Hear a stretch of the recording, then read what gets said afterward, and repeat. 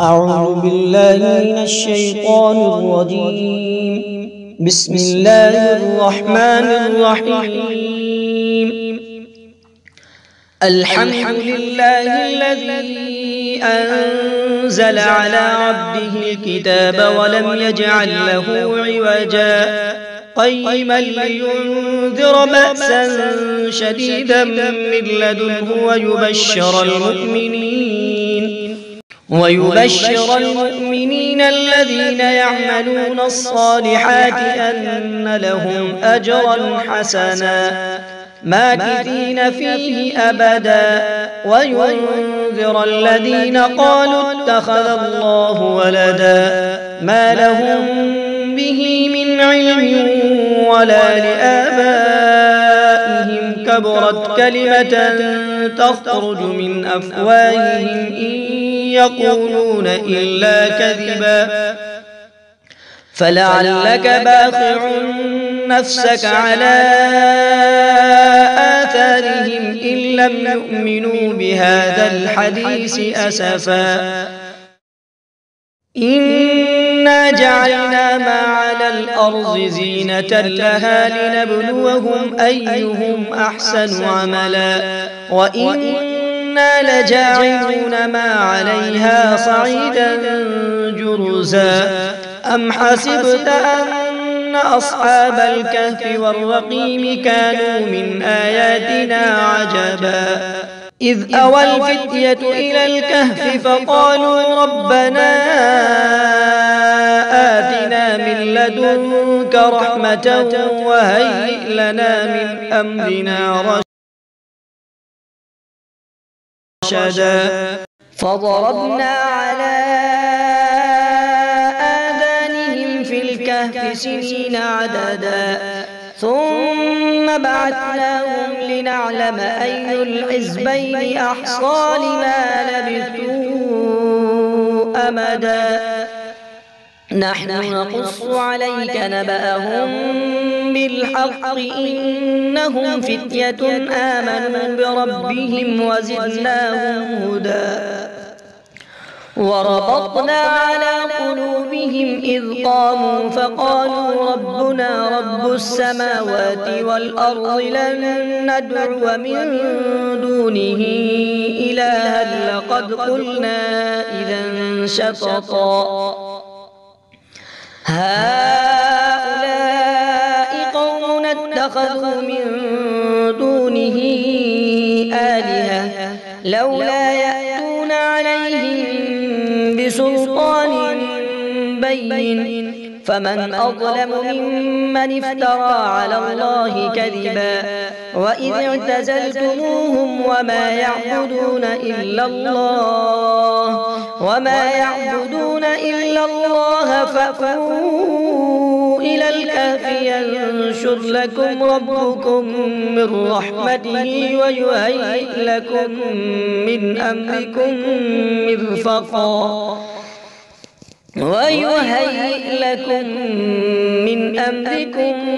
مرفقا وترى الشمس إذا طلعت تزاور عن كهفهم ذات اليمين وإذا غربت تقرضهم ذات الشمال وهم في فجوة منه ذلك من آيات الله من يهد الله فهو المهتدي ومن يضلل فلن تجد له وليا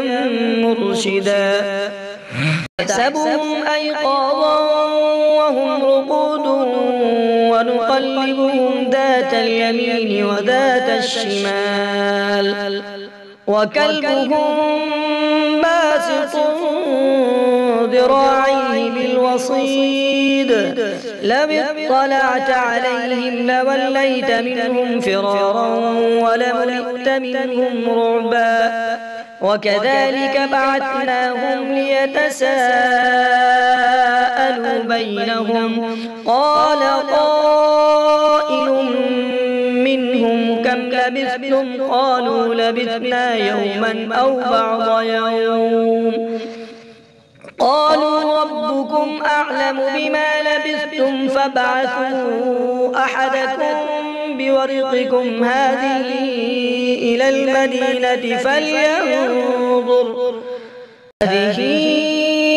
المدينة فلينظر أيها أزكى طعاما فليأتكم برزق منه وليتلطف ولا يشعرن بكم أحدا إنهم إن يظهروا عليكم يرجموكم أو يعيدوكم في ملتهم ولن تفلحوا إذا أبدا وكذلك أعثرنا عليهم ليعلموا أن وعد الله حق وأن الساعة لا ريب فيها إذ يتنازعون بينهم أمرهم فقالوا ابنوا عليهم بنيانا ربهم أعلم بهم قال الذين غلبوا على أمرهم لنتخذن عليهم مسجدا سيقولون ثلاثة رابعهم كلبهم ويقولون خمسة سادسهم كلبهم رجما بالغيب ويقولون سبعة وثامنهم كلبهم قل ربي أعلم بعدتهم ما يعلمهم إلا قليل فلا تمار فيهم إلا مراء ظاهرا ولا تستفت فيهم منهم أحدا ولا تقولن لشيء إني فاعل ذلك غدا إلا أن يشاء الله واذكر ربك إذا نسيت وقل عسى أن يهديني ربي لأقرب من هذا رشدا ولبثوا في كهفهم 300 سنين وازدادوا 9 والله أعلم بما لبثوا له غيب السماوات والأرض أبصر به وأسمع ما لهم من دونه من ولي ولا يشرك في حكمه أحدا واتل ما أوحي إليك من كتاب ربك لا مبدل لكلماته ولن تجد من دونه ملتحدا واصبر نفسك مع الذين يدعون ربهم بالغداة والعشي يريدون وجهه ولا تعد عيناك عنهم تريد زينة الحياة الدنيا ولا تطع من أغفلنا قلبه عن ذكرنا واتبع هواه وكان أمره فرطا وقل الحق من ربكم فمن شاء فليؤمن ومن شاء فليكفر إنا أعتدنا للظالمين نارا أحاط بهم سرادقها وإن يستغيثوا يغاثوا بماء كالمهل يشوي الوجوه بئس الشراب وساءت مرتفقا إن الذين آمنوا وعملوا الصالحات إنا لا نضيع أجر من أحسن عملا أولئك لهم جنات عدن تجري من تحتهم الأنهار يحلون فيها من أساور من ذهب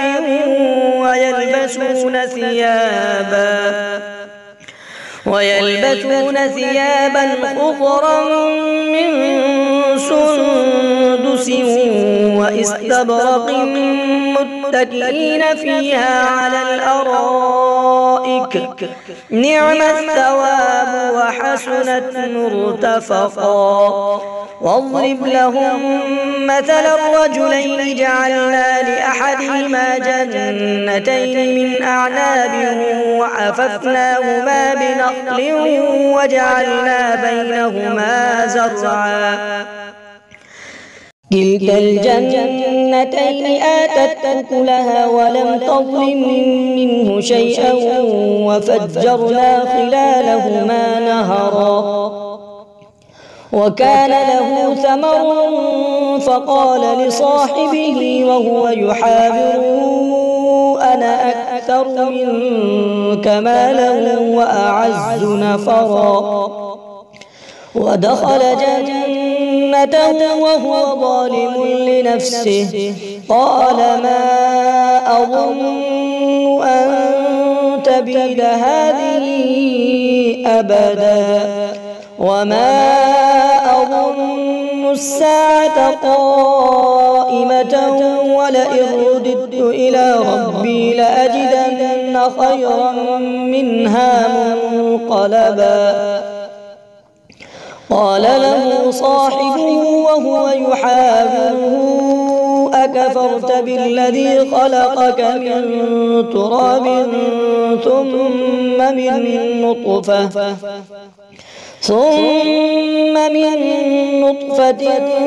ثم سواك رجلا لكن هو الله ربي ولا أشرك بربي أحدا. لولا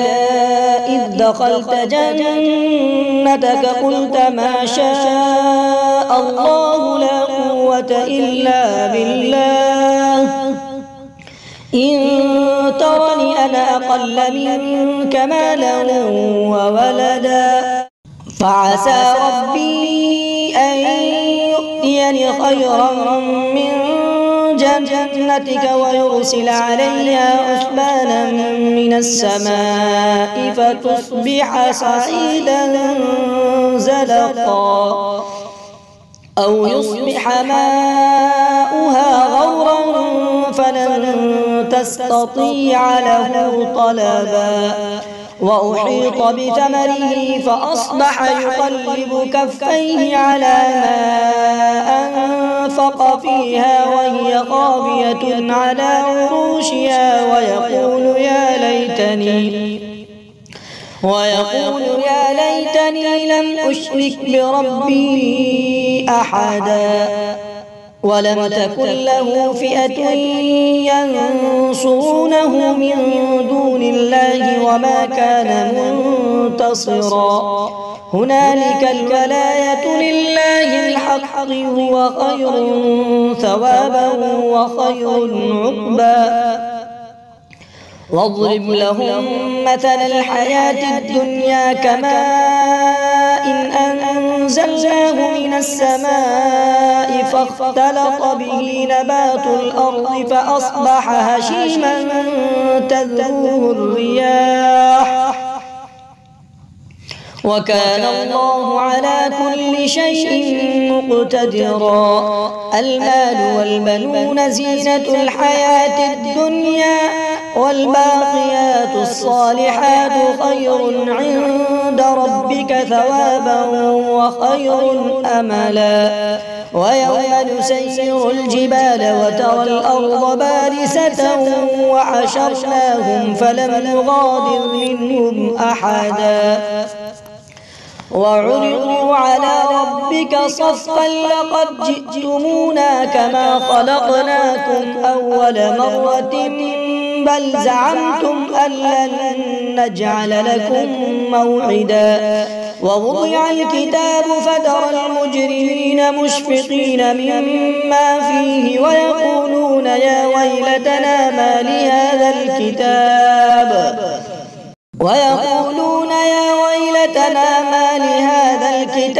لا يغادر صغيرة ولا كبيرة إلا أحصاها ووجدوا ما عملوا حاضرا ولا يظلم ربك أحدا وإذ قلنا للملائكة اسجدوا لآدم فسجدوا إلا إبليس كان من الجن ففسق عن أمر ربه أفتتخذونه وذريته أولياء من دوني وهم لكم عدو بئس للظالمين بدلا ما أشهدتهم خلق السماوات والأرض ولا خلق أنفسهم وما كنت متخذ المضلين عضدا ويوم يقول نادوا شركائي الذين زعمتم فدعوهم فلم يستجيبوا لهم وجعلنا بينهم موبقا ورأى المجرمون النار فظنوا أنهم مواقعوها ولم يجدوا عنها مصرفا ولقد صرفنا في هذا القرآن للناس من كل مثل وكان الإنسان أكثر شيء جدلا وما منع الناس أن يؤمنوا إذ جاءهم الهدى ويستغفروا ربهم إلا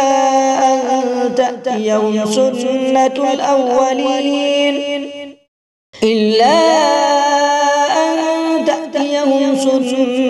الأولين أو يأتيهم العذاب قبلا وما نرسل المرسلين إلا مبشرين ومنذرين ويجادل الذين كفروا بالباطل ليدحضوا به الحق واتخذوا آياتي وما أنذروا هزوا ومن أظلم ممن ذكر بآيات ربه فأعرض عنها ونسي ما قدمت يداه إنا جعلنا على قلوبهم أكنة أن يفقهوه وفي آذانهم وقرا وإن تدعهم إلى الهدى فلن يهتدوا إذا أبدا وربك الغفور ذو الرحمة لو يؤاخذهم بما كسبوا لعجل لهم العذاب بل لهم موعد لن يجدوا من دونه موئلا وتلك القرى أهلكناهم لما ظلموا وجعلنا لمهلكهم موعدا وإذ قال موسى لفتاه لا أبرح حتى أبلغ مجمع البحرين أو أمضي حقبا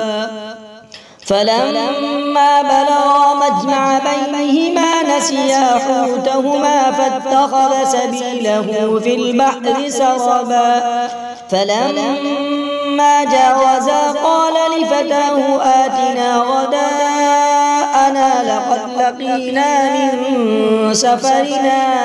هذا نصبا قال أرأيت إذ أوينا إلى الصخرة فإني نسيت الحوت وما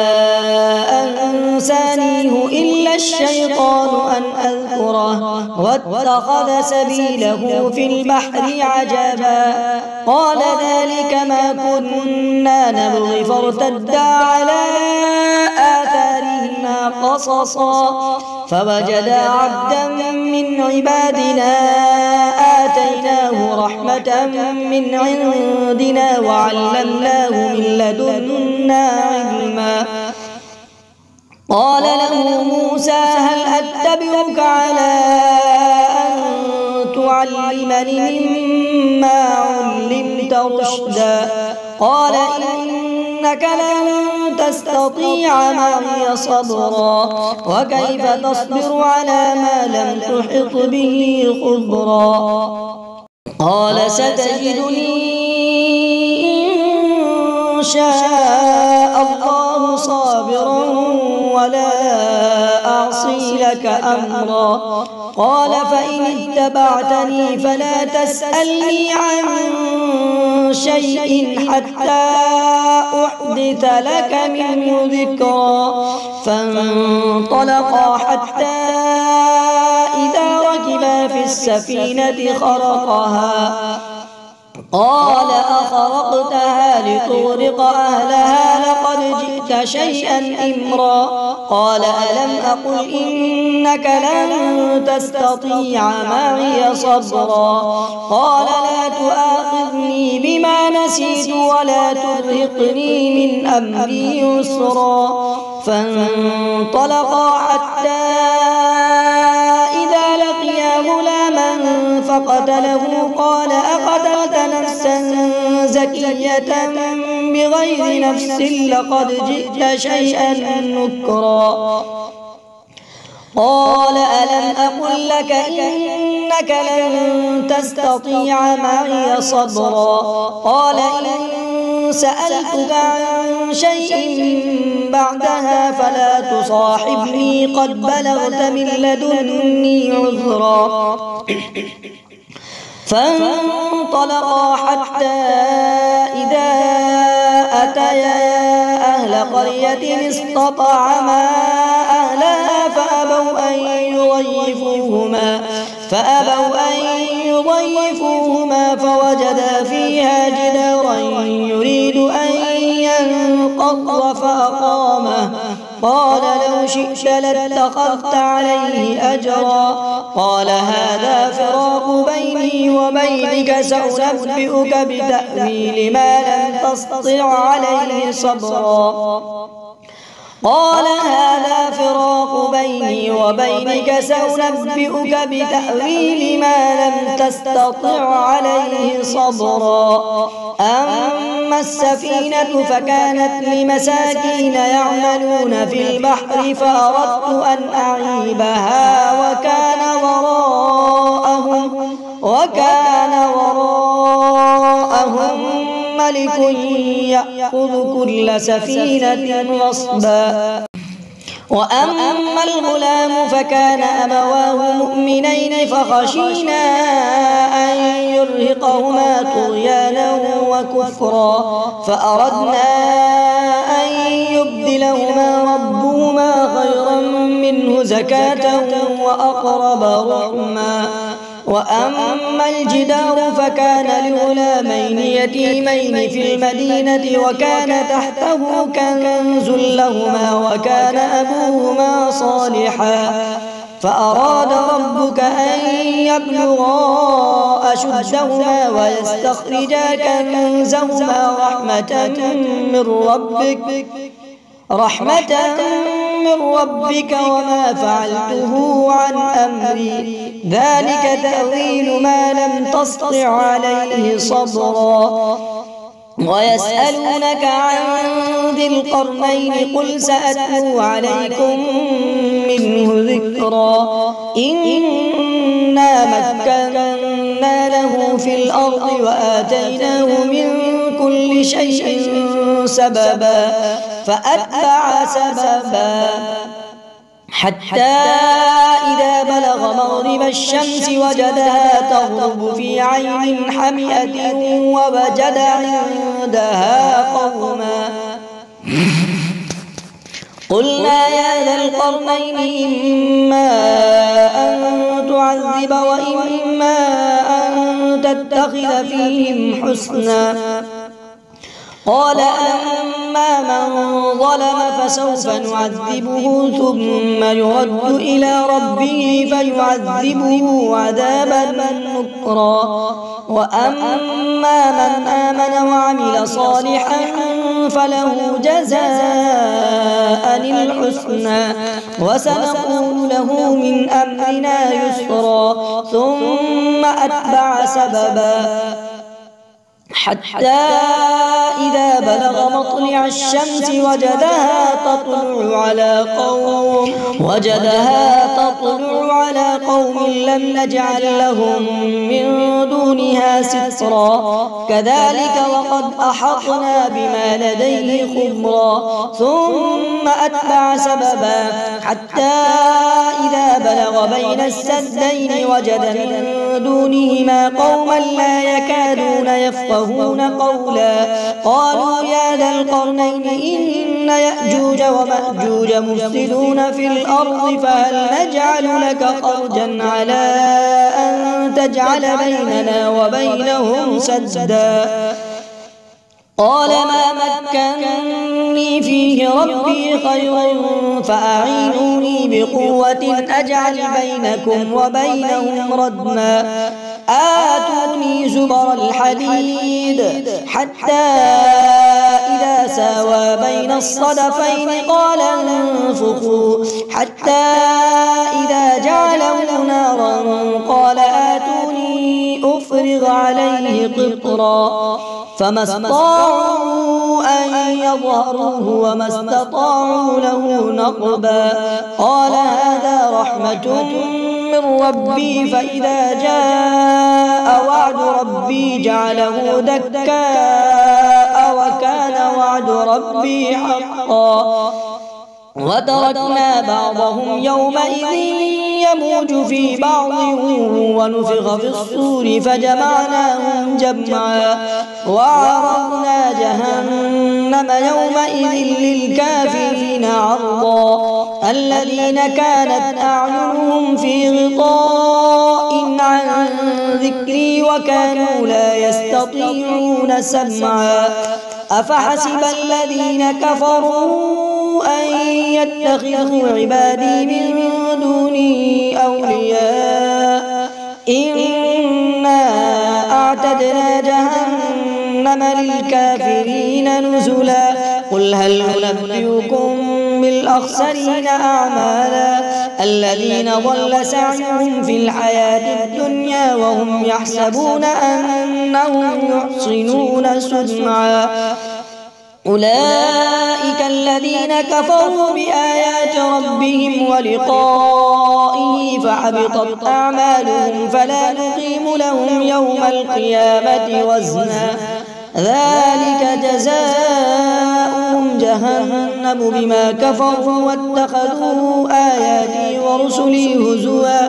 إن الذين آمنوا وعملوا الصالحات كانت لهم جنات الفردوس نزلا خالدين فيها لا يبغون عنها حولا قل لو كان البحر مدادا لكلمات ربي لنفد البحر قبل أن تنفد كلمات ربي ولو جئنا بمثله مددا قل إنما أنا بشر مثلكم يوحى إلي أنما إلهكم إله واحد فمن كان يرجو لقاء ربه فليعمل عملا صالحا ولا يشرك بعبادة ربه أحدا.